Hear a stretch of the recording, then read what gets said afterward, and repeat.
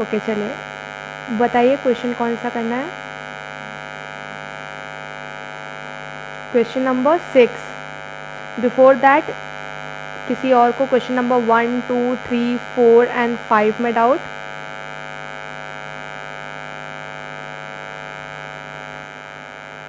Okay, directly coming to question number 6. Question number 4. Okay, fine. Let's discuss question number 4 first. The question number 4 is like, what number must be subtracted from each term? We have solved this kind of question, Tanya. Example में किया था ना?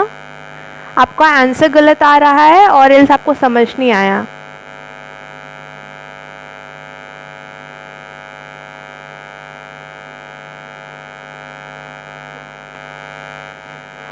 What number must be subtracted from each term of the ratio 19:21? The ratio that is given to us is 19:21, and it is saying what number must be subtracted from this ratio so that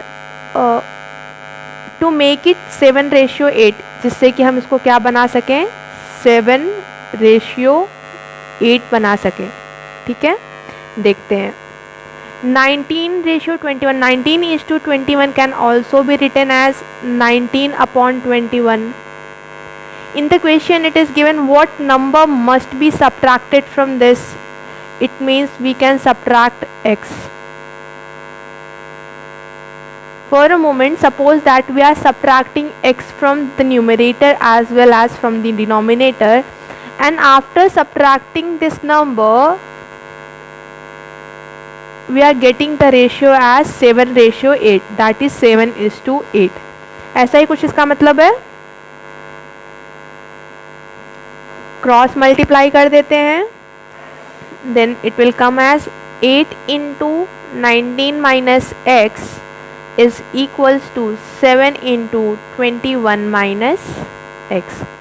Solve it. 19 8s are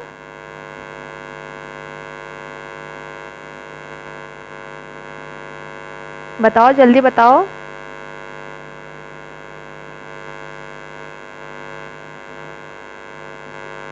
plus and minus 8 into x 8x. Okay, 7 21 जा और else 21 into 7. Okay, 147 plus and minus 7 into x 7x.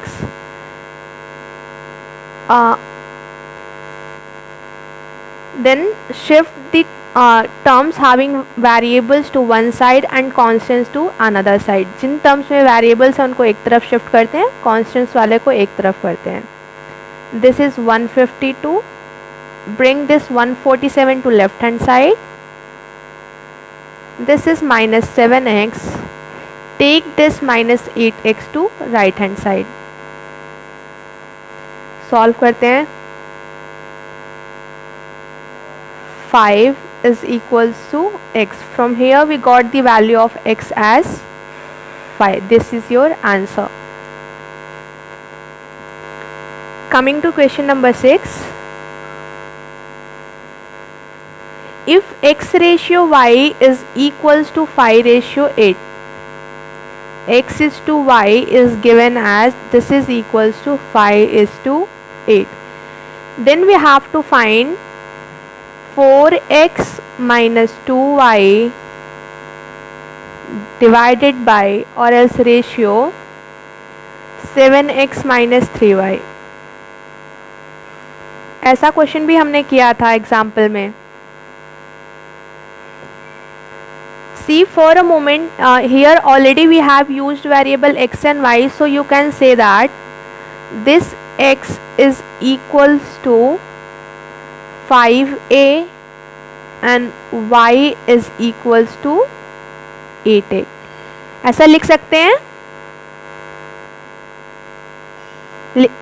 Okay, then we are asked to find 4x minus 2y divided by 7x minus 3y. This was given in the ratio form. हमने इसको fractional form में लिख दिया है. Substitute the values. 4, write it as it is. Instead of x write down 5a. x की place पे क्या लिख दो? 5a लिख दो. Next is minus 2, write it as it is. And instead of y क्या लिखेंगे?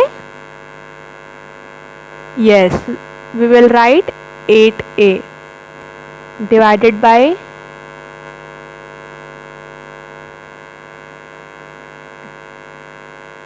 this is 7x. So write 7 as it is. Instead of x, what can we write? Yeah, in place of x we can write 5a minus 3, and in place of y we can write again 8a. Just simplify this thing. Simplify कर दो इसको. 4 into 5a is equals to 20a minus 2 into 8a 16a divided by 7 into 5a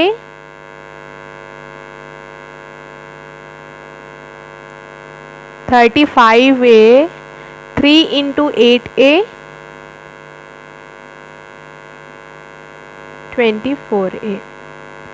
20a minus 16a,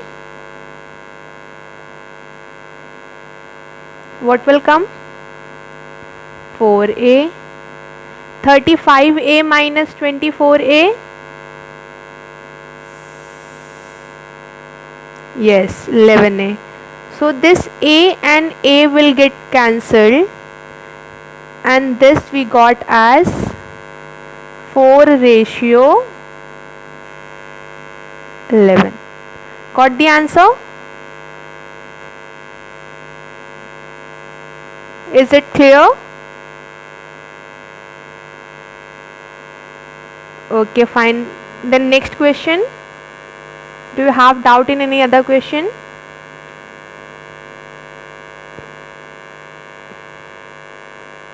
Question number 10. Okay, fine. Look at the question number 10 of the same exercise. The ratio of boys and girls in a school is 5:3.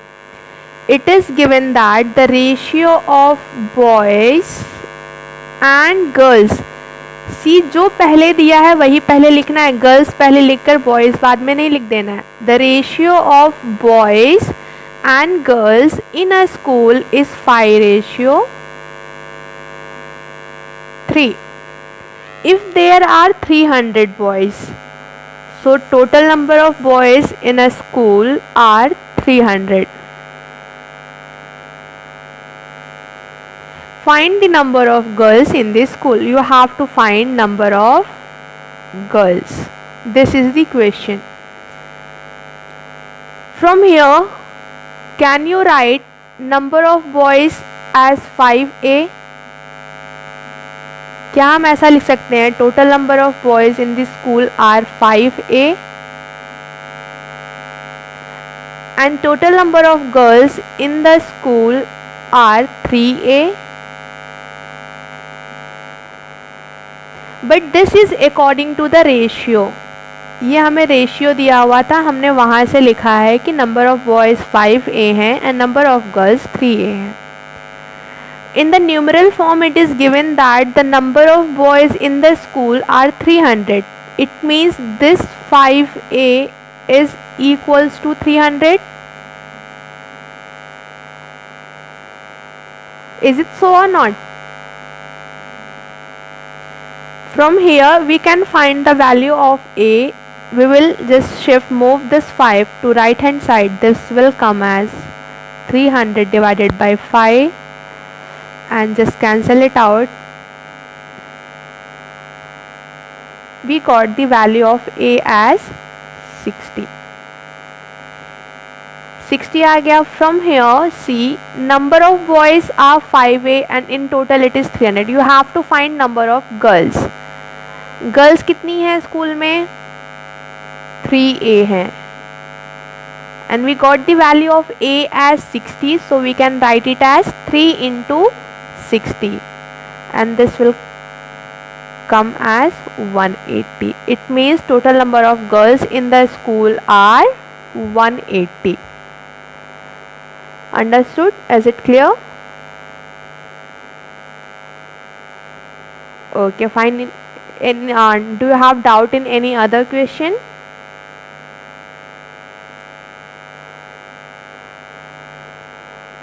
Okay, question number 1. Fine. Just look at question number 1.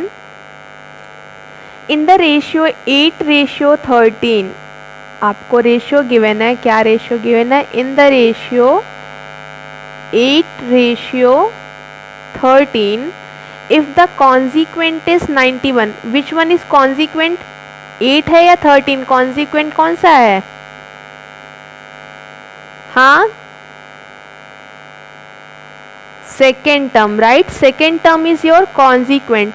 So it is given that if the consequent is 91, आपको दिया हुआ है अगर consequent कितना है? 91 है, then you have to find the antecedent. It means you have to find the first term.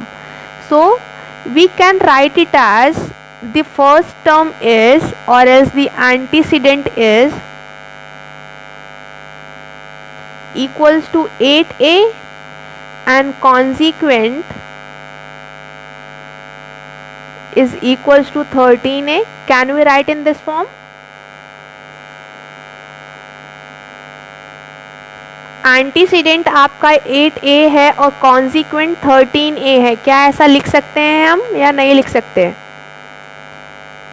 And it is given that the consequent is equals to 91, so we can say that 13A is equals to 91. From here A will come as 91 divided by 13.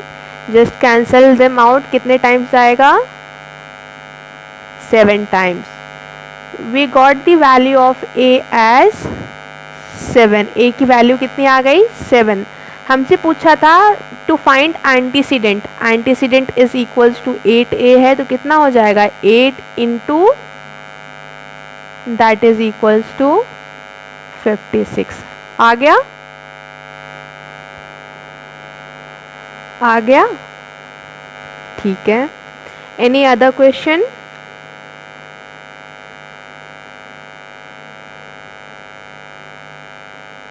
Any other question? Next topic is your proportion.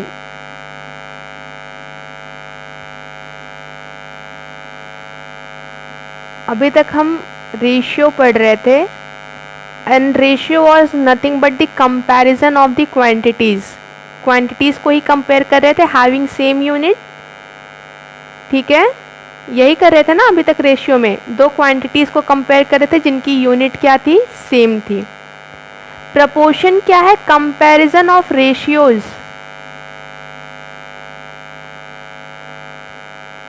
Comparison of ratios. Ratio को ही compare करना क्या है आपका? Proportion है. अब ratio को कैसे कंपेयर करेंगे? अभी तक तो हम लोग क्या कर रहे थे?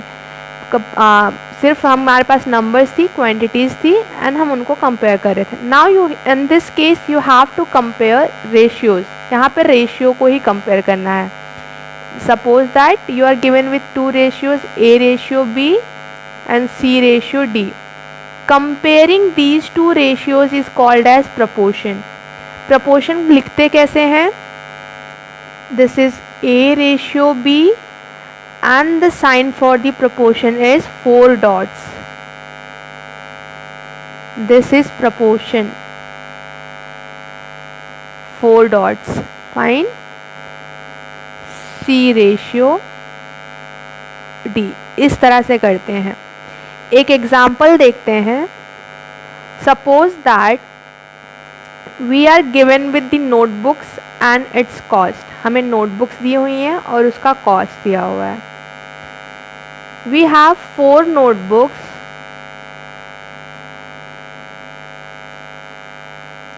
and the cost of 4 notebooks is ₹60.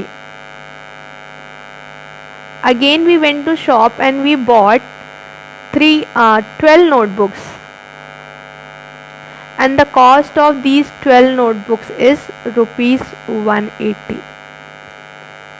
Now if suppose we find the ratio of these notebooks and this cost, अब नोटबुक और कॉस्ट का रेशियो तो नहीं फाइंड कर सकते, because ratio is the comparison between two quantities having same unit. Ratio क्या है? दो क्वांटिटीज के बीच में कंपैरिजन जिनकी यूनिट क्या हो, सेम हो. तो क्या यहाँ पे नोटबुक और कॉस्ट दोनों की कंपेयर करेंगे तो क्या यूनिट सेम रहेगी? ये रुपीस में है और ये नॉर्मल हमने न्यूमरल काउंटिंग रखी है, तो ये सेम नहीं रहेगी. So we have to compare notebook with the notebook and the price with price. इन दोनों का रेशियो लिखते हैं. So we can write it as ratio of notebook is 4:12 and this can be written as ratio of price is 60:180. ठीक है. यहाँ पर जब देखोगे कि इन दोनों का रेशियो देखो, अगर मैं इसको फ्रैक्शनल फॉर्म में आपको लिख कर दिखाऊं, this is 4/12 and this is 60/180. यहाँ पर आपको देखो कुछ कंक्लूजन अच्छा मिलेगा. अभी 4 1s are 4, 4 3s are 8. We got it in standard form as 1/3. Simplify this as well. Cancel out 0 from 0. 6 1s are 6, 6 3s are 18. The standard form of this fraction is again 1/3. Are they equal? It means अगर हम ऐसा कुछ compare करते हैं तो ये ratios कैसी होती हैं आपकी? इक्वल होती हैं. क्लियर है? और इसी को फिर हम बोलते हैं they are in proportion. It can be written as the ratio of notebooks is in proportion with the cost of notebook. It means these two are equal to these two. The reduced form of this ratio is equal to reduced form of this ratio. ऐसा ही है या नहीं है? चलिए, अगर concept समझ में आ गया तो कुछ टर्म्स देख लेते हैं यहाँ पे होती हैं, वो क्या होती हैं. यहाँ पर जैसे हमने A B C D करके लिखा हुआ है. ठीक है. So here A and D, suppose करो ऐसा लिखा हुआ आपके पास A/B proportion C/D. So this A and D, these are called as extreme terms. Extreme मतलब बिल्कुल कॉर्नर वाले.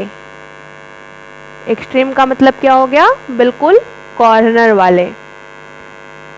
And these two are called as the middle terms. इनको क्या बोलते हैं? मिडल टर्म्स बोलते हैं. ठीक है. ये दोनों कॉर्नर वालों को क्या बोलते हैं? एक्सट्रीम टर्म्स और एल्स एज एक्सट्रीम्स, और इसको बोलते हैं मिडल टर्म्स, और कई बार इसको मीन्स भी बोल देते हैं. क्वेश्चन में यूज़ किया होता है, मीन्स बोल देते हैं, और इसको हम लोग कई बार एक्सट्रीम्स बोल देते हैं. ये क्वेश्चन में टर्म्स यूज़ होंगी. इतना क्लियर है? अच्छा, यहाँ पर एक और चीज़ देखिए. वी सेड दैट इन दोनों का ratio is equal to the ratio of these two. यहाँ पर हमने प्रूफ किया था कि इन दोनों का रेशियो क्या होता है? इन दोनों के रेशियो के इक्वल होता है. किया था ना proof?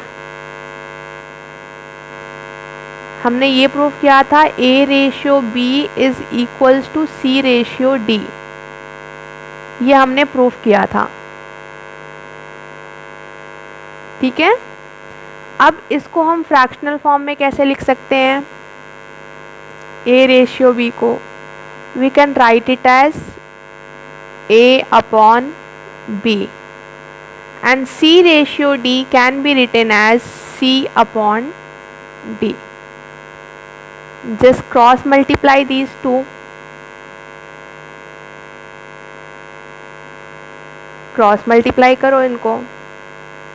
A into D will be equal to B into C, ऐसा है, होगा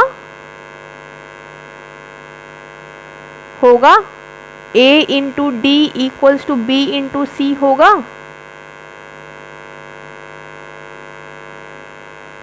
और A और D हैं क्या? इनको एक्सट्रीम्स बोलते हैं।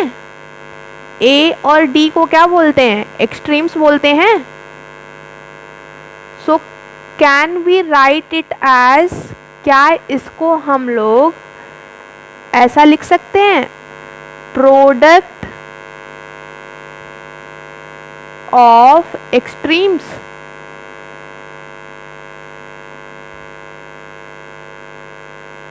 क्या हम ऐसा लिख सकते हैं इसको, प्रोडक्ट ऑफ एक्सट्रीम्स?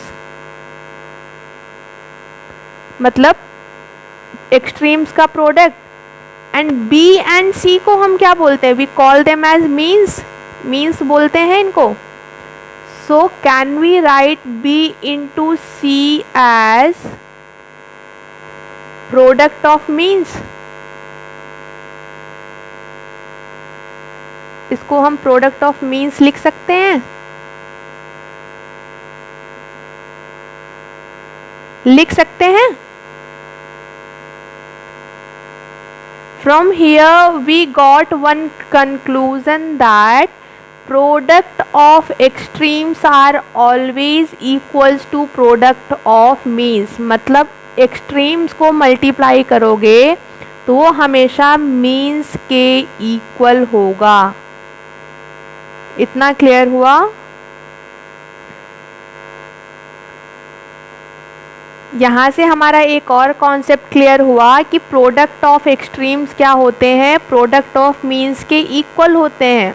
इसका मतलब इसमें से अगर सपोज करो D मिसिंग है तो हम क्या करेंगे? A इंटू डी लिखेंगे इक्वल्स टू B इंटू सी लिखेंगे।